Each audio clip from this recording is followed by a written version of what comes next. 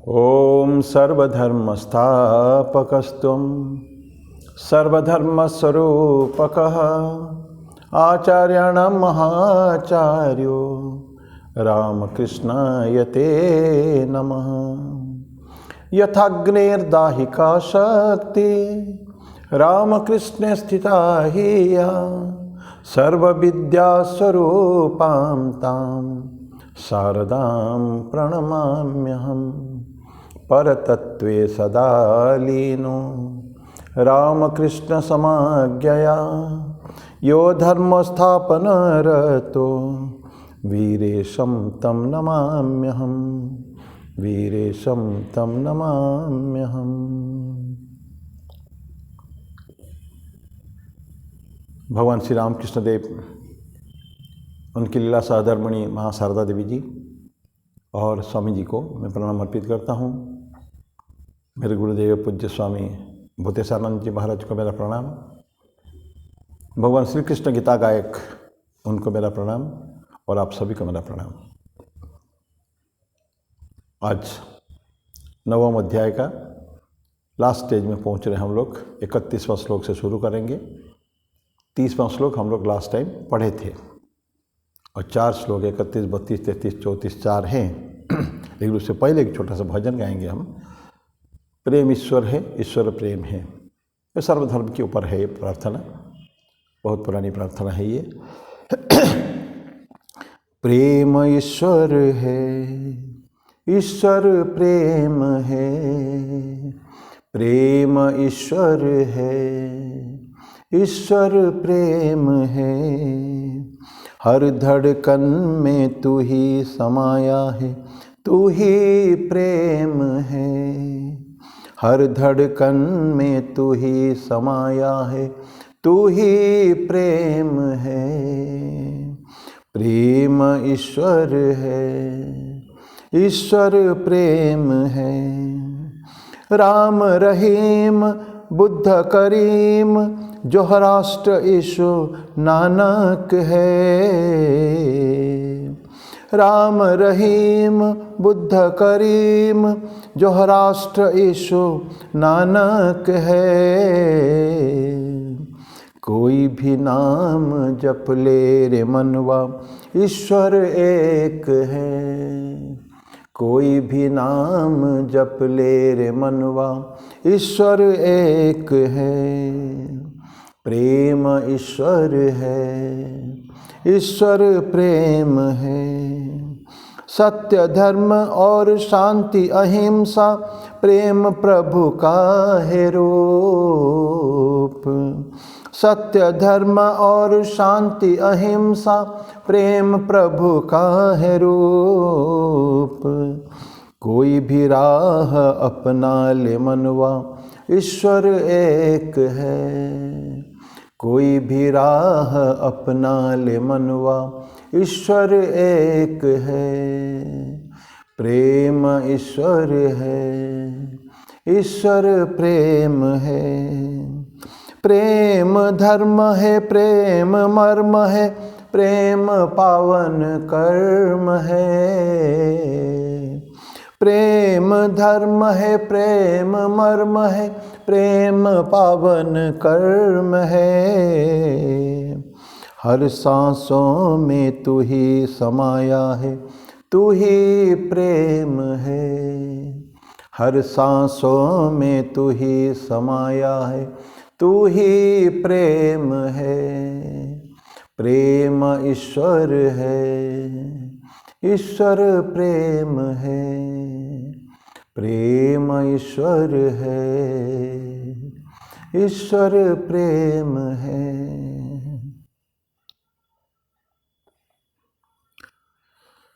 छोटा सा भजन है लेकिन बहुत अच्छा है। हमारे ठाकुर जी के जो भावना भाव हैं उसी से ही प्रभावित है ये भजन। ईश्वर को प्रेम स्वरूप माना गया है। स्वामी जी कहते हैं उनके लव प्रेम के ऊपर जो डिफाइन करते हैं वो बोलते प्रेम का 3 एंगल है, 3 कोण होता है। पहला कोण है लव नोज नो बार्गेन, प्रेम में प्रतिदान नहीं होता है। दूसरा, लव नोज नो फियर, प्रेम अगर जहाँ है वहाँ भय की कोई बात नहीं है। और तीसरा है, love is the highest ideal, उच्चतम आदर्श है प्रेम, और ईश्वर से उच्चतम कुछ है ही नहीं। इसलिए अक्सर बहुधा हम लोग प्रेम और ईश्वर की कीमत है, इसलिए उसका ये जो गाना भजन भी गाया है उसका भी टाइटल यही है, प्रेम ईश्वर है, ईश्वर प्रेम है। अभी हम लोग भगवद गीता में 9वां अध्याय में जाएंगे। 30वां श्लोक में 30 से 35 एक बार चैंटिंग कर देता हूँ। 30 पढ़ चुके हम लोग। अपि चेत् सुदुराचारो भजते मामनन्यभाक् साधुरेव समन्तव्यः सम्यग् व्यवसितो हि सः क्षिप्रं भवति धर्मात्मा शाश्वत शांतिं निगच्छति कौन्तेय प्रतिजानीहि न मे भक्त प्रणश्यति मां हि पार्थ व्यपाश्रित्य येऽपि स्युः पापयोनयः स्त्रियो वैश्यास्तथा शूद्रः तेऽपि यान्ति परां गतिं किं पुनर्ब्रह्मणः पुण्यां भक्ता राजर्षयस्तथा अनित्यमसुखं लोकम् इमं प्राप्य भजस्व मां मन्मना भव मद्भक्तो मद्याजी मां नमस्कुरु मामेवश्यसि युक्त्वैवम् आत्मानं मत्परायणः। ये 34वां श्लोक था। तो 30वां श्लोक हम लोग ऑलरेडी पढ़ चुके हैं। अपि चेत् सुदुराचारो भजते माम अनन्यभाक्। सुदुराचारो, केवल दुराचार नहीं बोलते हैं, भयंकर पापी जो होगा, महापापी हैं, तो उसको भी अपि चेत् सुदुराचार, वो भी अगर भजते माम अनन्य भाग, मुझको भजन करता है अनन्य चित्त होकर। कोई अनन्य भाव हम लोग पहले पढ़े हैं 9वां अध्याय में ही 22वां श्लोक में। तो अनन्य भाव, न अन्य, दूसरे किसी को आपको वर्शिप करने की, पूजा करने की आवश्यकता नहीं है, अर्चन बंदन करने की आवश्यकता नहीं है, अब सिर्फ मुझको ही करने का अनन्य भाव से। तो बोलते हैं कि साधुर एवं समन्तव्य, अगर ऐसा महादुराचारी व्यक्ति भी अगर ईश्वर की आराधना अनन्य भाव से करता है तो बोलते हैं कि साधुर एवं समन्तव्य, ऐसा मान के चलो वो साधु ही है।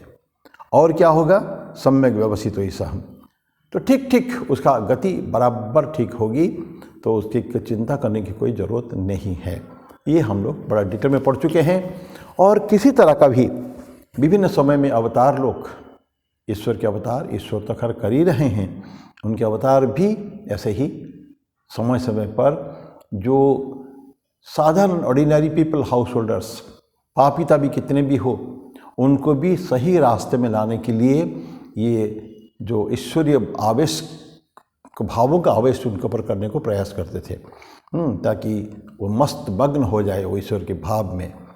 और मैं अंत जाते जाते पिछले बार हम लोगों ने चैतन्य महाप्रभु और नित्यानंद चैतन्य, ये दोनों के बात हम लोगों ने पढ़े थे, कैसे उन्होंने सारे नदियाँ को उन्होंने मग्न कर दिया था बिल्कुल उनके हरिबोल हरिबोल और हरे कृष्ण कृष्ण कृष्ण हरे हरे, हरे राम राम राम हरे हरे, इस मंत्र से और हरिबोल बोलते बोलते सारा नदियाँ कांपता था बिल्कुल ऐसा।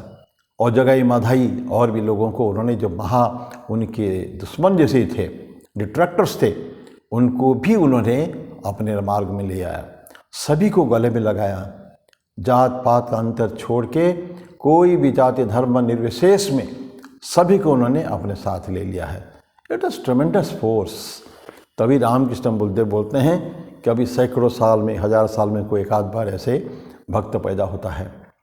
जब प्रेम की बात आती है ना, भाव की बात आती है, प्रेम बोलते हैं, प्रेम या तो गोपियों को हुआ था द्वापर युग में, या तो इस युग में गौरांग महाप्रभु को, चैतन्य देव को प्रेम हुआ था। भाव, प्रेम, महाभाव अलग अलग भाषा में ठाकुर समझाते हैं। तो ये 30 हमने पढ़ा है। अब 31वां श्लोक, क्षिप्रम भवति धर्मात्मा शाश्वत शांतिम निगच्छति कौन्तेय प्रतिजानिहि न मे भक्त प्रणश्यति। यही भगवान के एश्योरेंस है।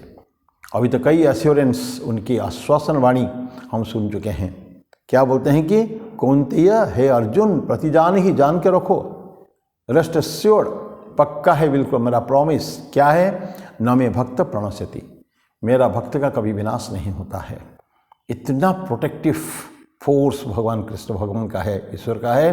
भक्तों के प्रति उनका जो करुणा विगलित होकर बोलते हैं कि मेरा भक्त का भी विनाश नहीं होता है कभी भी।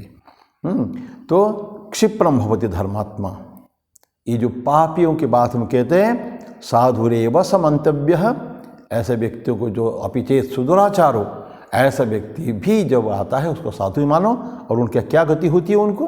क्षिप्रम भवति धर्मात्मा, क्षिप्रम तो तेजी से, बहुत तेजी से, और धर्मात्मा बन जाता है वो। पापात्मा तो पाप और ये धर्मात्मा बन जाता है। और कहाँ उनकी गति होती है? शाश्वत शांति निगच्छति, शाश्वत परमानेंट, सभी के हमेशा के लिए जो शांति की प्राप्त होती है, जो हम लोग का लक्ष्य है कि दुख का अंत एवं शांति सुख की, परम सुख की प्राप्ति।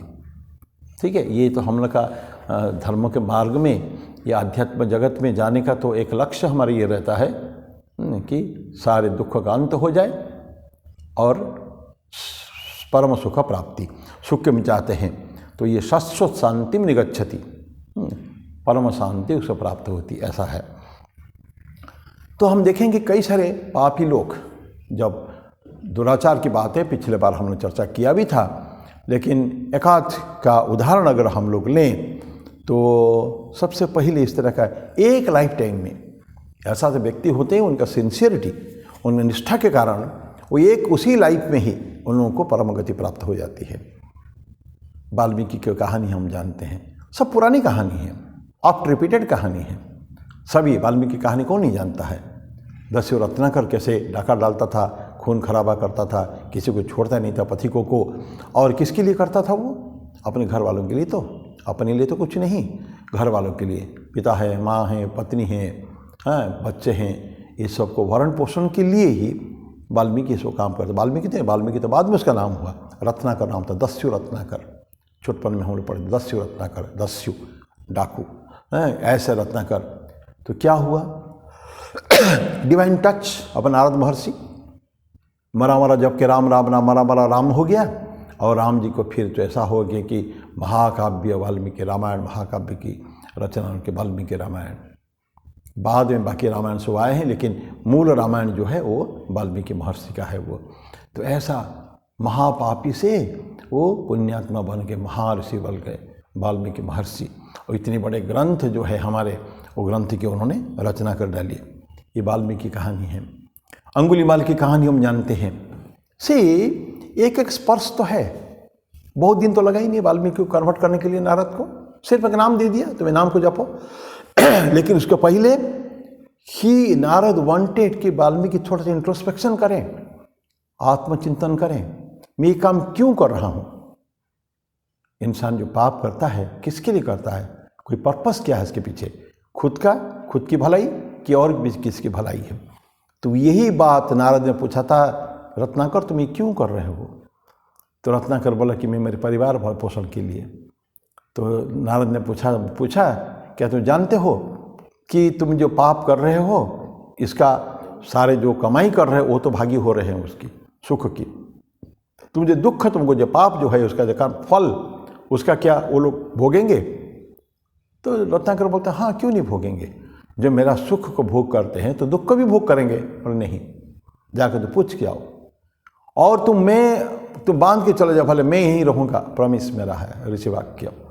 वो जाता है, वो पूछता है, और सब जगह से उसका नकार मिलता है, नेगेटिव रिप्लाई, नहीं, हम तुम्हारी पाप के भागी नहीं होंगे। तुम्हारा कर्तव्य है एज जो तुम्हारे हाउस में तुम जवान हो, बूढ़े वृद्ध माता पिता एवं पत्नी का भरण पोषण तुम्हारा कर्तव्य है, तुम ये कर्तव्य का निर्वहन कर रहे हो, तो हम तुम्हारे पाप के भागी नहीं होंगे, स्ट्रिक्टली मना कर दिया। तो there is a shock inside. Valmiki सोचे, रत्नाकर सोचने लगा, what for I am doing all this things, क्यों कर रहा हूँ ये इन लोगों के लिए जो मेरे पाप के भागी भी नहीं होंगे। सो सेल्फिश, इतना स्वार्थपर है, अच्छा ही चाहिए, बुराई नहीं चाहिए।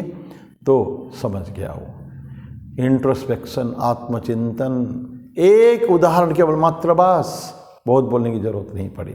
Now he comes back, finish, surrender, समझ गया मैं, अब कुछ नहीं, ये सब आज से त्याग दिया। फिर नारद महर्षि उनको मंत्र देते हैं, राम मंत्र। फिर अब वहाँ पे आगे इतिहास साक्षी है कैसे वो लिखते हैं और क्या उनका एक्सपीरियंसेस है। और राम जी के समय में ही वाल्मीकि ने लिखा है। राम जी के समय में, राम जी तब थे, राम जी तब अयोध्या में राजा थे, तब की बात है। ये सब कहानियाँ अलग है। उन्हीं के समय में उन्होंने लिख डाला। और देखते हैं अंत तक भी माँ सीता उन्हीं के वाल्मीकि आश्रम में रहते हैं। वाल्मीकि ही उनके दोनों पुत्र लव और कुश को बड़ा करते हैं। वहीं उन्हीं के आश्रम के आसपास युद्ध होती है, राम से, लक्ष्मण से, सभी से युद्ध होती है, हनुमान से, सबसे उनका फाइटिंग होती है। सो ब्रिलियंट कहानी, ब्यूटीफुल। तो ऐसे वाल्मीकि की कहानी है, कहाँ से कहाँ चला गया वो। And in that not very long time it he took. ठीक है। अंगुलीमाल की कहानी हम जानते, भगवान बुद्ध की भी डिवाइन टच। इतना ज़्यादा काटता था लोगों को, अंगुली काट काट के माला बना के पहनता था, लेकिन भगवान बुद्ध को स्पर्श नहीं कर पाया वो। भगवान बुद्ध जब आते हैं, क्या सुंदर कहानी आती है भगवान बुद्ध के जीवन में। अंगुलीमाल, भगवान बुद्ध चले आ रहे हैं, अंगुलीमाल बोलते हैं रुक जाओ। भगवान बुद्ध बोलते हैं अंगुलीमाल मैं तो रुक चुका हूँ, तुम कब रुकोगे, तुम कब रुकोगे। ऐसा करके फिर उन्होंने उनका जो, फिर अंगुलीमाल कुछ नहीं कर पाता है, साष्टांग प्रणिपात, surrender. What there is a miracle in the Bhagwan Buddha. तो फिर अंगुलीमाल का परिवर्तन, और हमारे आज के ज़माने में गिरीश घोष का परिवर्तन। गिरीश घोष, कालीपद बाबू, ये सब कितना दारू पीते थे। सुरेंद्रनाथ मित्र, हाँ, ये सब महर्षि, लेकिन सुरेंद्रनाथ मित्र तो जीवन भर ठाकुर के बहुत सपोर्टर भी रहे हैं। तो ऐसा लोगों का परिवर्तन ठाकुर के जीवन में देखते हैं। और वो दस्यु जो है, बागदी दंपत्ति, माँ के जीवन देखें, क्या माँ ने क्या कुछ बोला, क्या माँ ने कुछ नहीं बोला उनको ना, जस्ट हर ग्लैंस। और उन्हें जैसे माँ को देखा बागदी दंपत्ति ने, बागदी ने भी वो लट्ठवाल जो है विशाल डकायत, तो एरिया का फेमस डकॉइट, और वो उनकी पत्नी, इतना उन्होंने प्यार किया शारदा को, रात भर उन्होंने साथ में रखा। ये सब कहानी आप सब जानते हैं। और सुबह उनको कहाँ तक छोड़ के आए जाके। और परवर्ती काल में बागदी दंपति खुद रामकृष्ण के पास जाते थे दक्षिणेश्वर में, तो क्योंकि उन्होंने बाबा मान लिया था ना, बेटी मान लिया था शारदा को। शारदा ने बोला था मैं आमी तुम्हारे में शारदा। तो ये जो हुआ था, मैंने उनके पिता हो गए वो, दस्यु पिता। क्या सुंदर चैप्टर है अक्षय चैतन्य जी के, जो माँ की जीवनी लिखी है उन्होंने, उसमें ये दस्यु पिता करके एक चैप्टर है। तो ऐसे ऐसे कहानियाँ, सब सुंदर सुंदर कहानियाँ हैं। तो कैसे उनका जीवन में परिवर्तन होता है, और एकदम क्या ड्रामेटिक चेंज, डायमेट्रिकली जो अपोजिट एंड में था, एकदम रिवर्स। फिर बन गए, मैं तो महापुण्यात्मा बन गए, ब्रह्मज्ञानी बन गए, गिरीश चंद्र घोष बन गए। तो ऐसे ऐसे ये कैसे होता है, ये सत्सोत शांति में गए, क्षिप्रम भवति धर्मात्मा, तेजी से, बहुत तेजी से, because they got the clue. अनेक लोगों को अनेक तरह को सुनते हैं, देखते हैं, हम लोग भी न जाने कितना पढ़ते हैं, लेकिन दैट स्फुलिंग अग्नि, तो चिंगारी जो है, वो चिंगारी किसको पकड़ती है? ठाकुर बोलते हैं कि सूखी लकड़ी को। सूखी लकड़ी में ही अग्नि ज़्यादा जलती है, एकदम पकड़ता है। गीली लकड़ी में आग नहीं लगती है, धुआं छोड़ता है खाली। तो ऐसा नहीं, ये सब सूखे लकड़ी थे। माँ का टच, बुद्ध का टच, रामकृष्ण का टच और नारद का टच, ये सब के स्पर्श से ही उनका जीवन में परिवर्तन आता है। और था पांडव ब्रदर्स, जिस गीता की हम अध्ययन करते हैं, पांडव ब्रदर्स के देखें, 5 पांडव, 105, 107, ये सारे लोग द्रोणाचार्य के पास शिष्य थे। क्या डिफरेंस उनके, 5 पांडव धर्म मार्ग, 100 कौरव अधर्म मार्ग में। और पांडवों का कितना डिवोशन था भगवान कृष्ण के प्रति। कभी उनका डिवोशन में कभी भी उन्होंने क्षीण नहीं हुई है, वो उनके भक्ति को क्षीण नहीं हुई है, कभी भी कमी नहीं हुई है। जाज्वल्य भक्ति, बिल्कुल 100% डिवोशन। कितना कष्ट पाए हैं पांडव लोग, कितना कष्ट पाए, सारा जीवन तो कष्ट पाए हैं ना। श्री कृष्ण जिनके सखा है, श्री कृष्ण जिनके सारथी है, सारथी तो युद्ध में बने ना, उससे पहले तो सखा अर्जुन को उन्होंने जीवन में अगर दो परम मित्र की बात भगवान कृष्ण बोलते थे, एक अर्जुन एक सुदामा, इनको मानते थे। तो ऐसे अर्जुन उनका जो है, युधिष्ठिर महाधर्मात्मा है, धर्मप्राण, उसको धर्मश्रेष्ठ को उसको मानते हैं, ऐसे धर्मराज युधिष्ठिर, ये सब के सब कितना डिवोशन है। मैंने शुरू से ही उनको वो लाक्षागृह का कहिए, उनको राज्य से निकाल दिया कहिए, जहर भीम को दिया गया कहिए, और भटकते हैं जंगल में, और वनवास में 12 वर्ष वनवास, 1 वर्ष अज्ञातवास, कितना कष्ट पाने के बाद भी कभी भी उनके मन में वो नहीं हुआ है। और कष्ट भगवान कृष्ण तब उनके कष्ट को कमी नहीं की है, तो इन कष्ट पाए हैं, ईश्वर परीक्षा लेते हैं। एक बार की घटना है, ये युधिष्ठिर बैठे हैं, भगवान कृष्ण का नाम ले रहे हैं, सामने हिमालय पर्वत, जब ले रहे हैं तो कष्ट में, सारा जीवन तो कष्ट में है। द्रौपदी पूछती है कि नाथ क्या मिलता है आपको भगवान कृष्ण को करके? क्यों ये क्वेश्चन किया उन्होंने, अब क्या मिलता है भगवान कृष्ण का नाम लेके, ईश्वर का नाम लेकर? तो युधिष्ठिर बोलते हैं कि द्रौपदी हिमालय को देख रहे हो? हाँ देख रही हूँ। हिमालय से हमको क्या मिलता है? लेकिन हम हिमालय को देख के ही एक सौंदर्य की भावना से, एक इमोशन से परिपूर्ण हो जाते हैं। वही है, सिर्फ दर्शन मात्र से हमको हिमालय से कुछ चाहिए नहीं, ना हमको कुछ मिलता है। भगवान कृष्ण ठीक ऐसे ही है, हमारा धर्म है, ईश्वर है, उनकी आराधना करना, उनके प्रति भक्ति रखना, ये हमारा कर्तव्य है, और वो कर्तव्य का निर्वहन हम सारा जीवन करेंगे। बहुत सुंदर वाक्य में युधिष्ठिर उनको समझाते हैं, द्रौपदी को समझाते हैं। तो ऐसा है, कष्ट पाकर भी, जीवन भर कष्ट पाने के बाद भी कभी भी उनका कभी कमी नहीं हुई भक्ति में। और सच्चे भक्त जो होते हैं, आप कोई भी भक्त देखिए ना, जितने बड़े बड़े भक्त हो गए हैं, कुछ को, 1-2 को जगह छोड़ दिया जाए जो संपन्न थे, लेकिन सभी भक्त ईश्वर के परम भक्त, चाहे वो कबीर को बोलिए, जुलाहा थे, रैदास, मोची, मीराबाई तो ठीक महारानी होने के बाद भी जीवन में कष्ट बहुत पाई है। महाराष्ट्र के एकानाथ, तुकाराम, नामदेव, ज्ञानेश्वर, सोपान देव, मुक्ताबाई, उनके जो 3-4 भाई बहन थे, जनाबाई, बने सीरीज, अब कुम्हार है, कोई माली है, कोई कुछ है, सब अपना कर्म कर रहे हैं, सब अपने अपने धर्म का निर्वहन कर रहे हैं, कर्म का निर्वहन। लेकिन विट्ठल को, ईश्वर, मन में विट्ठल भावना है, कर्म में निवृत्त कभी नहीं हुए हैं, कष्ट पाए हैं बहुत जीवन में, बहुत। आप कभी पढ़िए महाराष्ट्र के संतों की जीवनियाँ पढ़िए कभी भी। तो ये सब सारे कष्ट में थे। तो कहते हैं कि ये भक्त का अगर डिवोशन जो है, तो ये तभी बढ़ता है जैसे जैसे उनका कष्ट होता है, ऐसे ऐसे बढ़ता है। इसीलिए जब भगवान कृष्ण, जब युद्ध समाप्त हो चुका है, सब हो चुका है, ये ऑलरेडी राजस्व यज्ञ हो चुका है, प्रतिष्ठित हो चुके हैं युधिष्ठिर, चक्रवर्ती सम्राट, भगवान कृष्ण छोड़ रहे हैं, माता कुंती आती है, उनको रोकती है। वो नहीं चाहते कि कृष्ण चले जाए, लेकिन कृष्ण को जाना था, द्वारका में उनके बहुत दिनों से यहाँ हैं। तो कृष्ण जाते जाते पूछते हैं, बुआ कुछ मांगो। तो कुंती क्या मांगती है? दुख मांगती है। विपदा संतो न शश्वत तत्र तत्र जगत गुरु।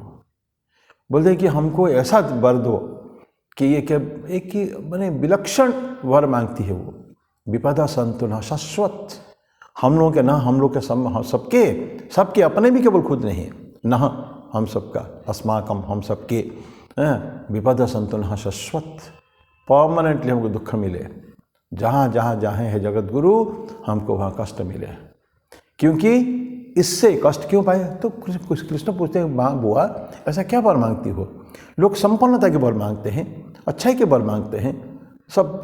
अभी आप तो अच्छे, you are now position in a very good position, तो आप ऐसा कहना ही नहीं, ऐसा होते कृष्ण, तुम हमको छलावे में मत रखो, कि हम जानते हैं, तो लेकिन हमको यही चाहिए, क्योंकि ऐसा होने से तुम्हारी स्मरण सतत हमको होता रहता है।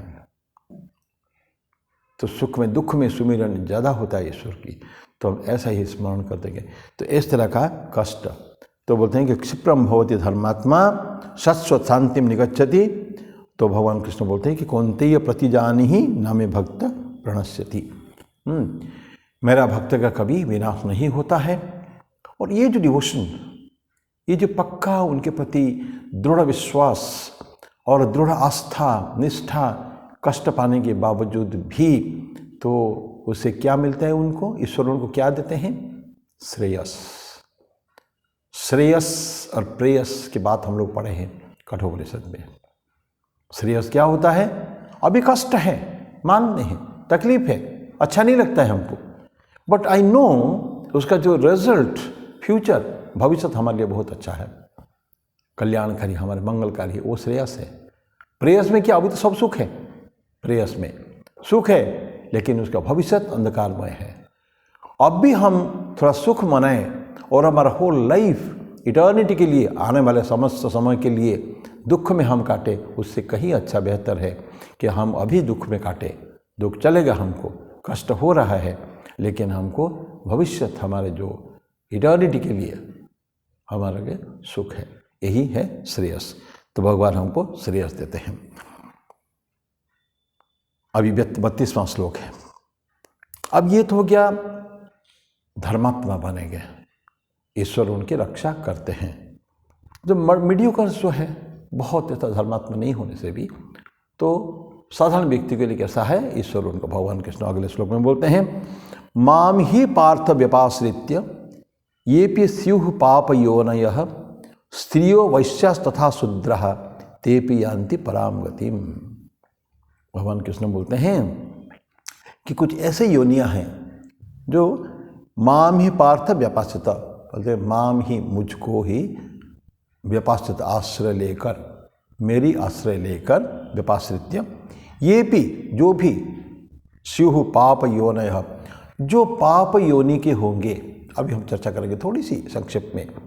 पाप योनयः वो किसको बोलते हैं? स्त्रियः वैश्यास तथा शूद्रः, बोलते स्त्री जाति, नारी जाति, वैश्य और शूद्र, इनको भी रक्षा होती है। वो कहाँ जाते हैं? तेपि यान्ति पराम गतिम। ये सारे मीडियोकर्स है, बहुत बड़े धर्मात्मा नहीं हैं, बोलते कि ये लोग भी हमारे परागति को जाते हैं। तो पाप योनः क्यों बोलते कि पाप योनि, योनि मतलब जन्म, जिस योनि में जन्म होता है, हम लोग मनुष्य योनि में है, कोई जीव, कोई जंतु है, कोई कुछ भी है, तो उसको पाप योनि कहते हैं। पाप तो कोई निकृष्ट नहीं है। देखिए, बहुत पुरानी से लिखी गई है, आदि शंकर के इसमें पुंस्तम ऐसा करके आता है, पुरुष की बातें बोलते हैं, नारी की बातें नहीं करते हैं वहाँ। बहुत पहले, 1200 साल पहले आदि शंकर की लिखी हुई है। ये तो हज़ारों साल पहले, आज से 5000 पहले, 3800-3900 साल पहले भगवद गीता की बात है। तो उस समय में वो एक मान्यता थी समाज में। स्त्रियों क्यों बोलते हैं कि पाप योनः, निकृष्ट योनि नहीं है, उनको इम्परफेक्ट, पूर्ण नहीं, अपूर्ण, उनको पाप योनि कहते हैं, कि अपूर्ण, पूर्णता नहीं, परफेक्शन नहीं आया है। तो ऐसा किसके उसको मानते हैं पाप योनि? स्त्रिय, नारी जाति को। ऐसा आजकल हम लोग बोल नहीं सकते हैं, क्योंकि दे आर ऑल्सो परफेक्ट। बहुत सारी चीज़ें में कंधे से कंधा मिलाकर बात करते हैं, काम करते हैं, सब बड़े बड़े काम वो भी करती हैं, लेकिन फिर भी ऐसा उस समय माना जाता था कि नारियों का तो माइंड, मेंटल स्टेटस इतना ज़्यादा इम्प्रूव नहीं है, less improved than the males. Females are less improved than the males, ऐसा माना जाता था उस समय में। आज की नहीं है, आज के जीवन में नहीं कर सकते हैं। स्वामी रंगनाथानंद जी महाराज कठोपैया अपनी आदि शंकराचार्य की विवेक चूड़ामणि ग्रंथ में शुरू में ऐसा आता है कि पुरुष के जन्म प्राप्त करके भी तुम अगर आगे बढ़ नहीं पाओगे तो कोई फायदा नहीं है। शुरू में एकदम विवेक चूड़ामणि की शुरुआत के ग्रंथ में उसमें भी बोलते हैं कि जो पुंस्तम लिखा गया है, तो पुंस केवल पुरुष को ही महान नहीं माना। उस समय था, एरा कुछ समय कुछ अलग था इस समय, लेकिन आजकल ऐसा नहीं है। तो लेकिन उससे माना जाता है स्त्रियों, देखो भगवान कृष्ण खुद ही बोलते हैं ना ये हम लोग नहीं बोल रहे हैं। स्त्रियों, वैश्य और शूद्र, ये तीन को माना जाता है कि ये थोड़ा सा लेस इम्प्रूव्ड है, लेस परफेक्ट है, तो इसलिए उनको उनका नेचर ही ऐसे है, माना गया है। तो लेकिन उनका भी बोलते हैं कि उनका भी रक्षा हो जाएगी।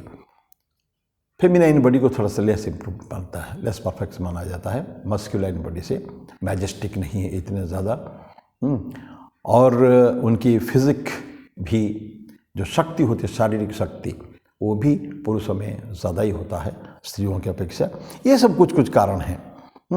तो वैश्यों को भी और शूद्र को भी मानते हैं कि वो भी फुल्ली डेवलप्ड माइंड में नहीं है, क्योंकि मेंटल स्टेट शरीर से ज़्यादा इम्पोर्टेंट मानसिक तो शक्तियाँ होती है ना, शारीरिक शक्ति, मानसिक बौद्धिक शक्ति और बल, आत्मबलम, बाहुबलम, बुद्धिबलम, आत्मबलम, ये जो तीन होती है, उसमें बाहुबल से, बाहुबल में तो पुरुष है, लेकिन उससे ज़्यादा भी बुद्धिबल जो होता है, मेंटल स्टेटस, मेंटल क्लैरिटी, ये सो है, ये भी थोड़ा सा पुरुषों में ज़्यादा माना जाता था उस समय में। उनका फिजिक भी वो भी है, तो इसलिए उस समय में वैश्यों और शूद्र को भी माना जाता था, वो लेस डेवलप्ड इन माइंड। तो बोले लेकिन उनको भी कभी भी कम नहीं आंकना चाहिए। सभी पहले बोलते कि ना, जो अनन्य चित्त होकर मुझको भक्ति करता है या मेरी आराधना अर्चना बंदन करता है, उस व्यक्ति का क्षिप्रम भवति धर्मात्मा, वो आगे बढ़ जाएगा ही जाएगा। किसी भी जात का हो, अगर कम पाप योनि अगर है तो भी वो ऊपर जाएगा ही जाएगा।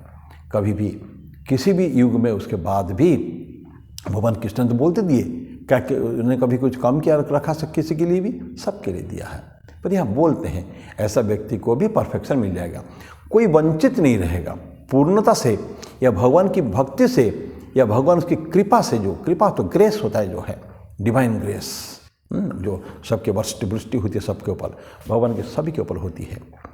भगवान रामकृष्ण देव बोलते हैं ना कि कृपा से वंचित कोई भी नहीं है, लेकिन हमारा पुरुषार्थ इम्पॉर्टेंट है। हम क्या कर्म करते हैं वो इम्पॉर्टेंट है, महत्वपूर्ण है पुरुषार्थ।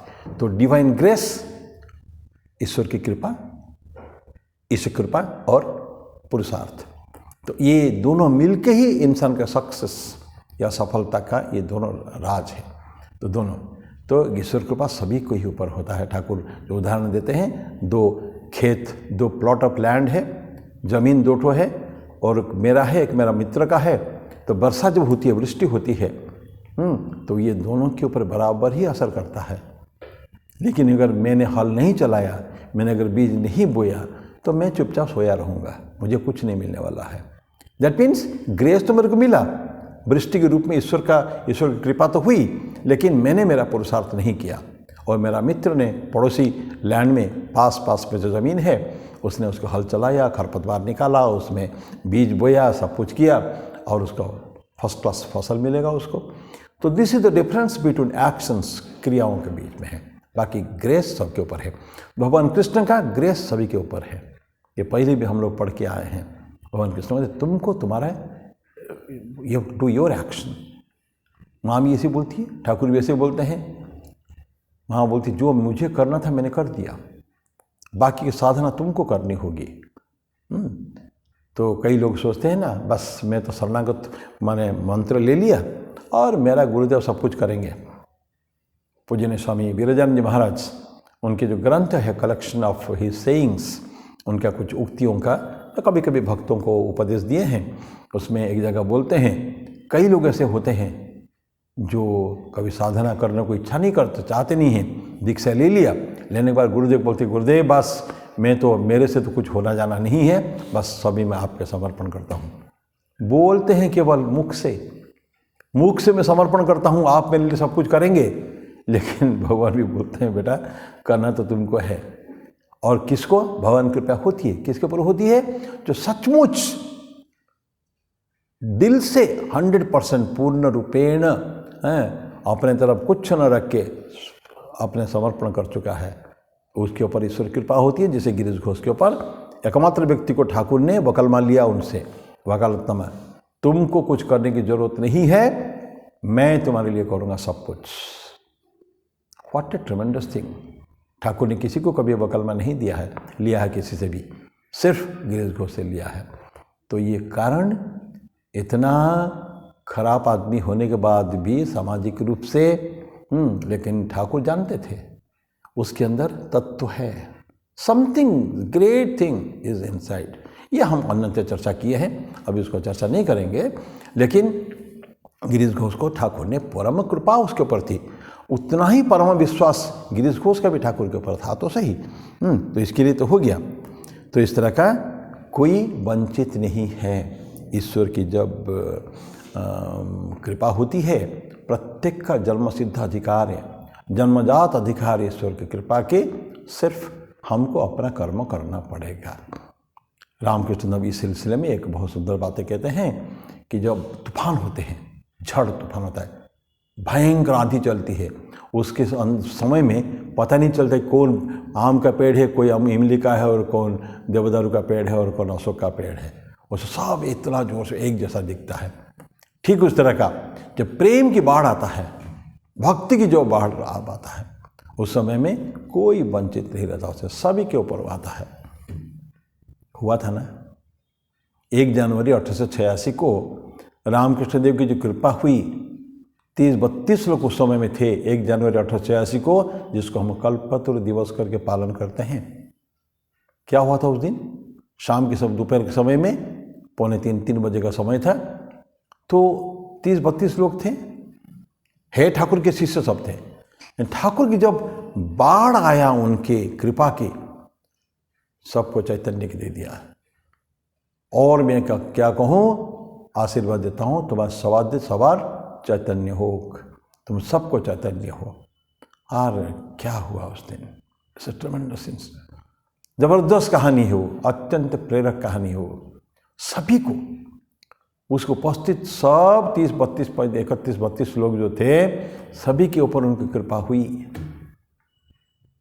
यहाँ तक कि एक व्यक्ति, और जिन उपेंद्र नाथ मुखोपाध्याय, उन्होंने रुपया मांगा था, पैसा।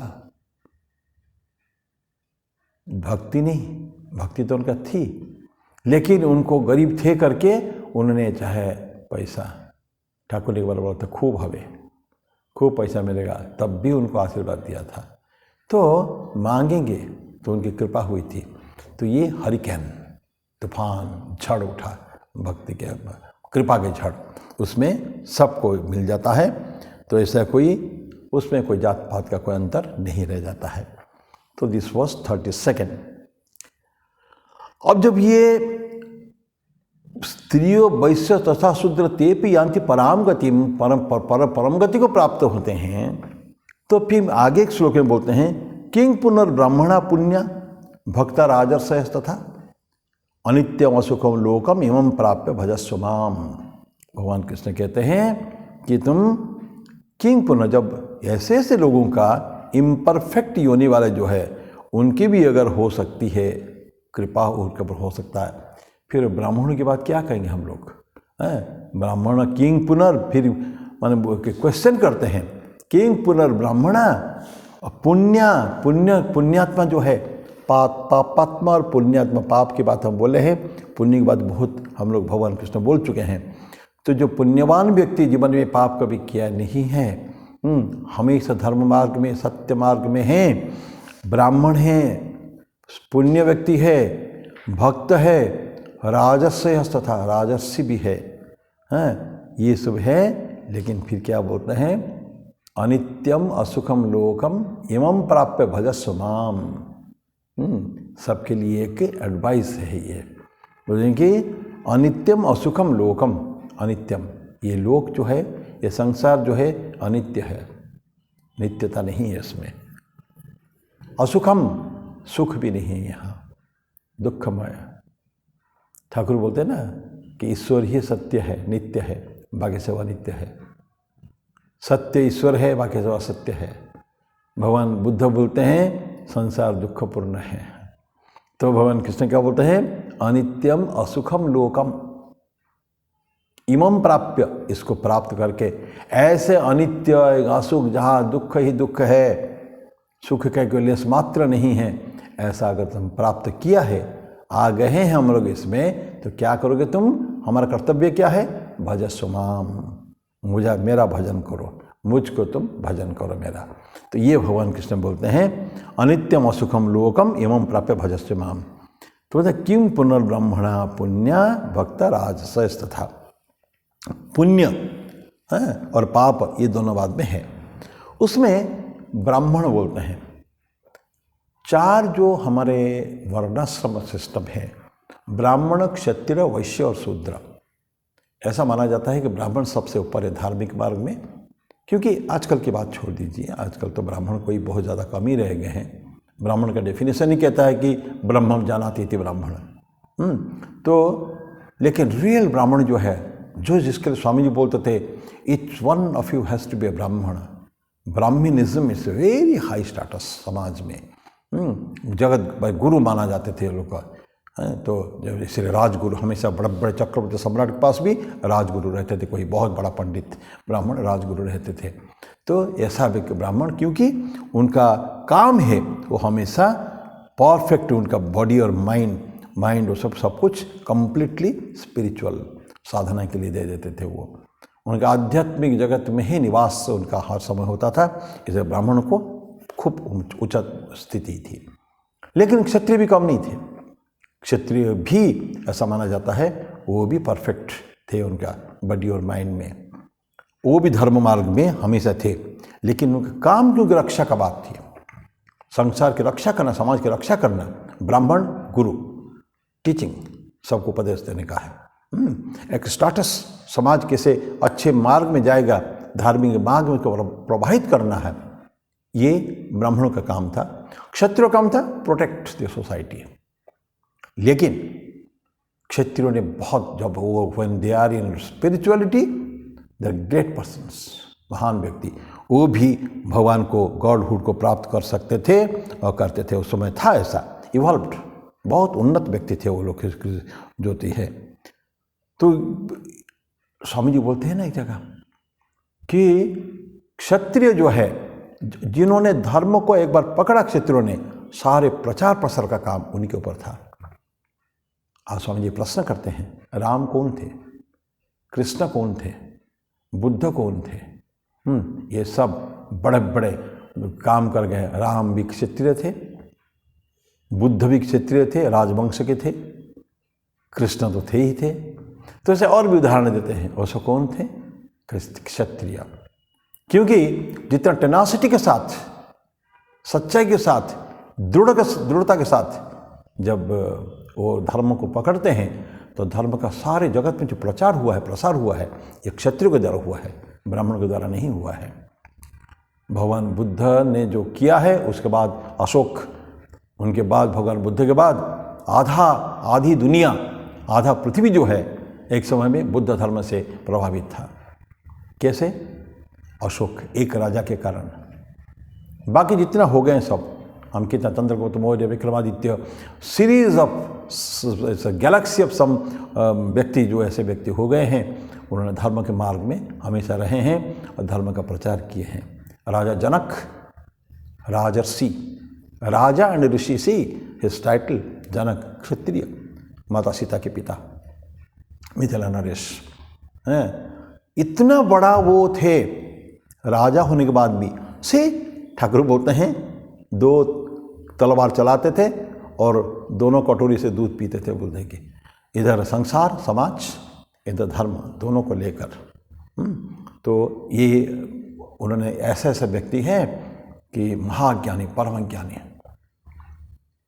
सुखदेव आते हैं उनके पास शिक्षा लेने के लिए। सुखदेव कौन? व्यासदेव के पुत्र सुखदेव, महाज्ञानी, बालक ज्ञानी, लेकिन आते हैं उनके जनक के पास शिक्षा लेने के लिए, क्षत्रिय के पास। ऐसा उदाहरण बहुत है। तो इसलिए बोलते हैं कि किंग पुनर्ब्रह्मणा पुण्या भक्ता, भक्त तो है ही है। भक्त का तो कुछ ईश्वर के अलावा कुछ है ही नहीं ना। वो क्या उनके पास है, क्या लेकर रहेंगे वो ईश्वर के अलावा? उनको कुछ नहीं चाहिए। समाज में उनका आवश्यकता कुछ आना, एकदम भक्त वो कह देते कि मेरे को कुछ नहीं, मेरे ईश्वर ही पाद पद्म में मेरा जीवन समर्पित है, तो इसीलिए मैं कभी भी और दूसरा कुछ मैं चाहता नहीं हूँ। तो क्योंकि समझ जाते हैं वो लोग, भक्त लोग है ना, ट्रांजिटरी, दुनिया ये क्षणिक है, क्षण भंगुर, क्षणस्थायी है। तो अगर पकड़ना है, खंबा पकड़ना है। रामकृष्ण देव की भाषा थी ना कि खंबा को पकड़ के काम करो। ये गृहस्थों के लिए था उसे कि ईश्वर रूपी खंबा। तो अगर खंबा को पकड़ के रहे हैं हम लोग, चारों तरफ कितना भी चक्कर खाएं, अगर खंबा हाथ में है तो भय नहीं है पतन की, गिरने का भय नहीं है। तो ऐसा ईश्वर जो है खंबा स्वरूप है। और दुनिया क्या है? ये सारे दुखमय है और दुनिया में भटकाव बहुत ज़्यादा है। दुनिया में मिजरी भी, कष्ट भी तो है ना। हाँ, आज 2 दिन का सुख और बाद में दुख जीवन भर काटना, उधर ना मिजरी और उनका जो इससे काउंटर पार्ट है उसका, जो सामाजिक, जो संसार में जो सुख मिलता है उसका काउंटर पार्ट है वो दुख है।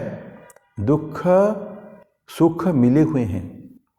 सुख जब आती है बोलते हैं कि दुख का ताज लेकर आता है सुख। चक्रवत परिवर्तन थे दुखानी सुखानी च, कि दुख और सुख जाए लेके व्हील इट इज़ रनिंग। आज दुख है, कल सुख होगा, कल सुख है, फिर आज दुख होगा। तो it is changing, permanently it is changing. तो हम कभी भी जीवन में परम ये नहीं, लेकिन अगर ईश्वर के चरण में चले गए तो विल गेट परमानेंट पीस। फिर जगत संसार से अलग हो जाते हैं। अलग होके जो भक्तगण जो है ना, तो भक्ता और राजर्षयस्थ था। तो अनित्यम असुखम लोकम बोलते हैं। अनित्य सबसे यह है, असुख है, इसको प्राप्त करके तुम मेरा भजन करो। ईश्वर के भजन करना है। उसे क्या होगा? ये जो सांसारिक दुख को तर करके चले जाएंगे, संतरण करके चले जाएंगे, भवसागर से पार करके चले जाएंगे। ईश्वर की कृपा भवसागर तारण कारण है, रविनंदन बंधन खंडन है, हम गाना गाते हैं ना ऐसा। तो ये ईश्वर का पाद पद्म, ईश्वर के पाद पद्म में जो भक्ति रहती है तो ये हमारा क्या काम करता है? नौका का काम करता है।